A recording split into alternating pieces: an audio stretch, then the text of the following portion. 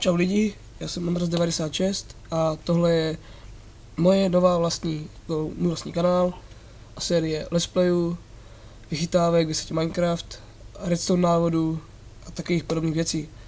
Takže tohle první video je takový seznamovací a vlastně první video našeho let's playe.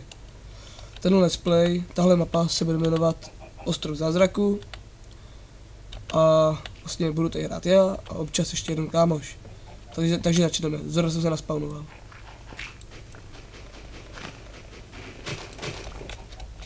Takže jak vidíte, jsme v džungli. Tady si můžeme nabrat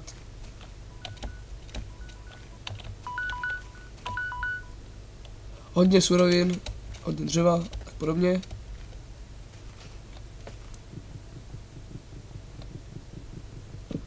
Dřevo je vlastně to hlavní, co budeme potřebovat. Bez dřeva bychom si nevykraftili ani krumpáč.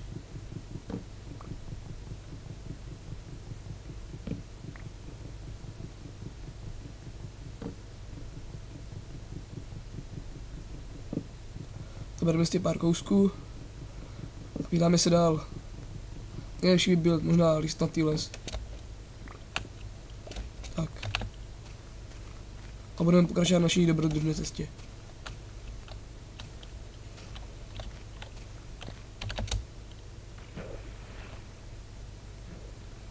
Potom v dalších videích vám můžu ukázat vlastně i svůj server, který hraje pár lidí, ale je na výborné úrovni. Hodně rozrostlé, je vlastně je tam toho fakt hodně. Potom vám jedno video zaměřím jenom na náš server, na který vás samozřejmě i zvu. Tak vlastně vypadám, mám skina samozřejmě. Tak, další důležitá věc bude postel. Tu získáme jednoduše z pár oveček. Nebo tu postel zrovna plnou. Budeme potřebovat 3 vlny.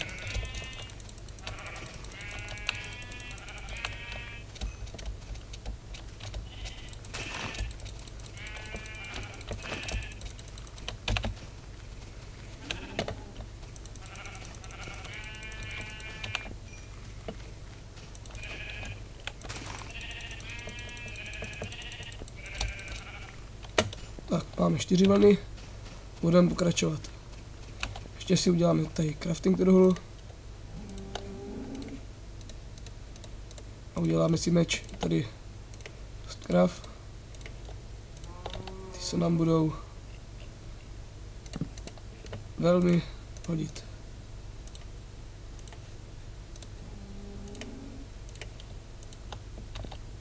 Tohle samozřejmě vezmeme zpátky sebou. Tak.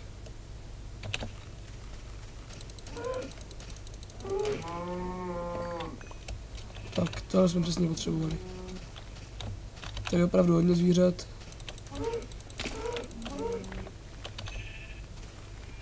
Takže můžeme všechny pobít.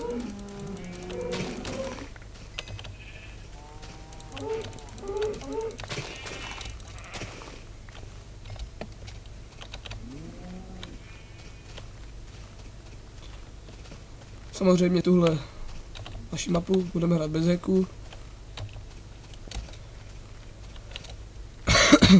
Nebudeme používat žádné invedity, nevím, flyhacky, takové podobné blbosti.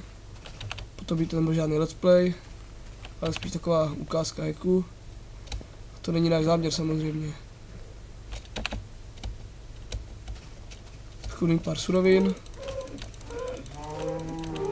Půjdeme si dát místečko na barák. Sakra. Barák je podle mě nejlepší stavět tam, aby tam byla voda, zvířata, prostě přístup k jídlu. Taky suroviny, jako je třeba písek, z těch se dělají sandstony a z těch je pak pěkný barák. Než už se nám rozpadl, tak tuhle slípku ještě zabijeme rukou. Tak. A budeme pokračovat. Víte, už máme do věcí. Potom z té kůže si uděláme i zbroj. si helmu, jak se dívám na počet. Jo, boty, to už je jedno. Má pěkný kopeček. A půjdu moc dál. Jsi takové travnaté oblasti, zase nejsou zrovna můj šálek piva, takže půjdeme kousíček dál.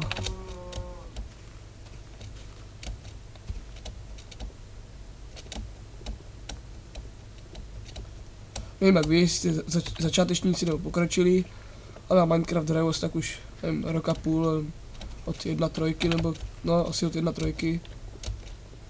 Na serverech taky už v tom Redstone jsem ani pokročil, takže udělám potom nějaký pořad jenom o Redstoneu a učím vás nějaký solidní vychytávky.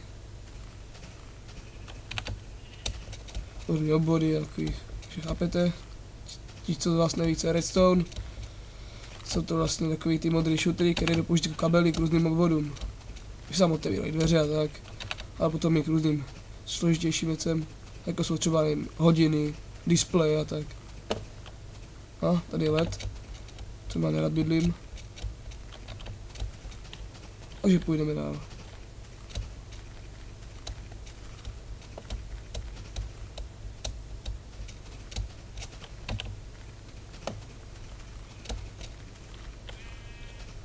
Teďka z začátku budeme hrát v defaultu, potom, kdybyste chtěli, jak si to tam napište do komentu, o nějaký texturpack.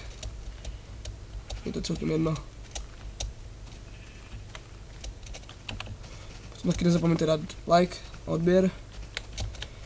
Když budou třeba 100 odběrů, nebo 100 lajků, 100 zhlédnutí, tak samozřejmě přidám nějaký bonusový video. Nebo kdybyste měli někdo nějaký návrh, jaký video byste chtěli udělat, na mě řekněte, samozřejmě řekněte. Za čas s kámošem budeme dělat vlastně tady na tomhle kanálu něco podobného, jako bylo Kedvam TV, jestli jste dřív sledovali. Oni už moc ten Kedvam TV nedělali, tak poslední díl byl taková omáčka nechutná. Chtěla by to malinko zlepšit.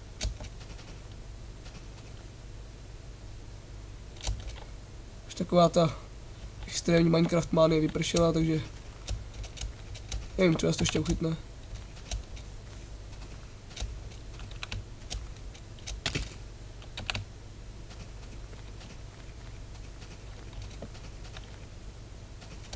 Tak, teď s váma rozloučím. Kvůli tomu, že YouTube má jaksi takový větší parametry na to, jak minulý video, to ukončíme, nahraju ho a hned začnu točit další. Takže teď se s váma loučím, Ondra 96, dejte like, odběr a tak dále. Hašle.